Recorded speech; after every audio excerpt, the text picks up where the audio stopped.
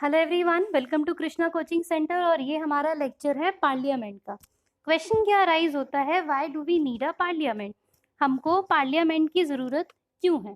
Simple easy question, but इस question का meaning जो है वो थोड़ा डीप है। किस तरीके से है हम समझने की कोशिश करते हैं कि हम क्या बोलते हैं कि पार्लियामेंट क्या है? Law making body. Legislature law making body है, पर लेजिस्लेचर वहाँ तक लिमिटेड नहीं है। Law making of course one of its function है, बट जो भी सारा डेमोक्रेटिक प्रोसेस हो रहा है, कंट्री की जो डेमोक्रेसी है वो कंट्री के पार्लियामेंट पे ही निर्भर करती है, इसी पर ही डिपेंड करती है। डिफरेंट डिफरेंट टाइप की पॉलिसीज बनाना, रूल्स फ्रेम करना, और उसके अलावा तमाम चीज़ों का काम किसके कंधे पे है? लेजिस्लेचर के कंधे पे है। अब जैसे कि walkout, protest, demonstration, unanimity, concern, cooperation, इन सबको मिला के इस चीज़ का फॉर्मेशन जो है वो क्या हो जाता है? स्टार्ट हो जाता है।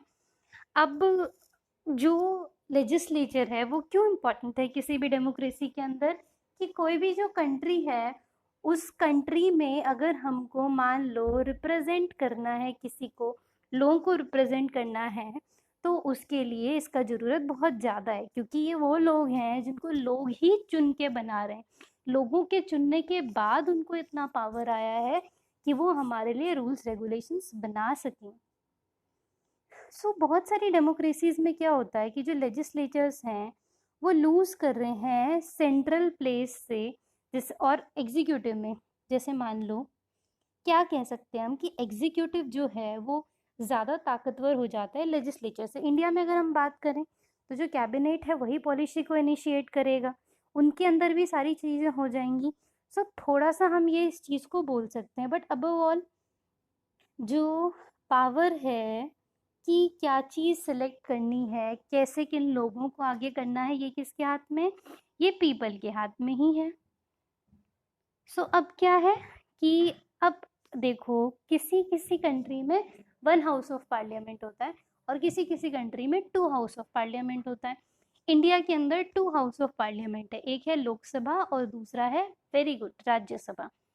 अब इसको बाई कैमरल बोलते हैं। बाई कैमरल यानी कि दो जगह से होता हुआ जब ये गुजरता है। To houses of Indian parliament, एक है council of states, council of states का दूसरा नाम राज्यसभा, और house of people, house of people का दूसरा नाम लोकसभा।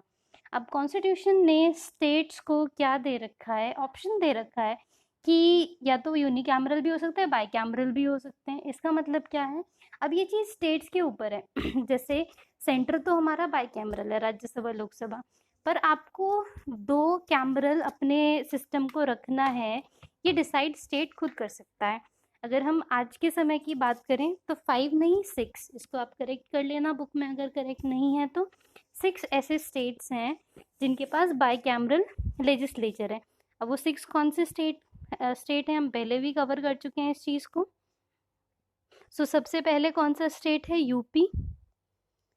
यूपी के बाद सेकंड नंबर पे बिहार, फिर है आपका कर्नाटका,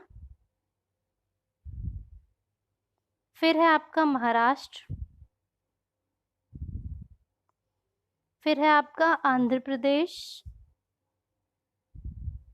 और लास्ट में है आपका तेलंगाना। इससे पहले 7 थे, 7 कैसे? जम्मू कश्मीर भी इसका पार्ट था, बट उसके बाद जब जम्मू कश्मीर में इतना चेंज आया है उसके बाद वो कोई स्टेट नहीं है पर्टिकुलर, सो दैट्स वाई उसके रूल्स भी पूरी तरीके से चेंज हो चुके हैं। ये इसको यहाँ पे करेक्ट कर लीजिएगा बुक में। अब कंट्रीज जिसका साइज ज़्यादा होता है, बहुत ज़्यादा डाइवर्सिटी होती है, वो यूजुअली क्या प्रेफर करते हैं कि वो दो हाउसेज रखेंगे। उससे क्या होता है कि इससे ना जो सारा सेक्शन ऑफ सोसाइटी है सबको अच्छा खासा रिप्रेजेंटेशन मिल जाता है। बाकी अगर वो ऐसा नहीं करेंगे तो बहुत सारे ऐसे जोग्राफिकल रीजन है जिनको रिप्रेजेंटेशन नहीं मिले। और दूसरी चीज़ क्या है कि कोई भी जैसे बिल फ्रेम होता है या लॉ फ्रेम होता है तो वो डबल चेक हो जाता है, क्योंकि उसको बोथ द हाउसेस से होके गुजरना है। उसको राज्यसभा से भी होके गुजरना है और उसको लोकसभा से भी होके गुजरना है। तो इंश्योर क्या कर लेगा? डबल चेक कर लेगा। अब जो राज्यसभा है उसकी अगर हम बात करें तो जो 2 हाउसेस ऑफ पार्लियामेंट हैं, उनका बेसिस ऑफ रिप्रेजेंटेशन डिफरेंट है। कैसे? राज्यसभा रिप्रेजेंट करेगा इंडिया के स्टेट्स को। मतलब ये क्या है? ये एक इनडायरेक्टली इलेक्टेड बॉडी है और जो रेजिडेंट होते हैं स्टेट के, ये इलेक्ट करेंगे मेंबर को स्टेट लेजिस्लेटिव असेंबली में, जो हम एमएलएज बनाते हैं।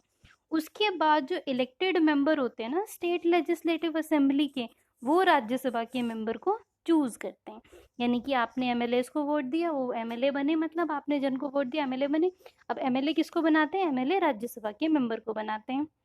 सो हम क्या इमेजिन कर सकते हैं? दो different principles of representation. One क्या है कि इक्वल रिप्रेजेंटेशन हो पार्ट्स ऑफ द कंट्री का, दूसरा है उनकी जो पॉपुलेशन से फर्क नहीं पड़ेगा, यानी कि सब स्टेट्स को रिप्रेजेंटेशन मिलना चाहिए, जिसको सिमेट्रिकल रिप्रेजेंटेशन बोला जाता है। अब सेकंड मेथड क्या होता है? जहाँ पे लार्जर पॉपुलेशन हो, उनको ज़्यादा रिप्रेजेंटेशन मिले, ये लोकसभा वगैरह में होगा। सो इस पार्ट को हम यहीं तक रखते हैं, इसका अगला पार्ट हम कवर करेंगे अपने अगले वीडियो में। तब तक के लिए अगर आपको कोई भी कंफ्यूजन या क्वेरी है तो आप हमसे कमेंट सेक्शन में पूछ सकते हैं। I will try to answer each and every query as soon as possible.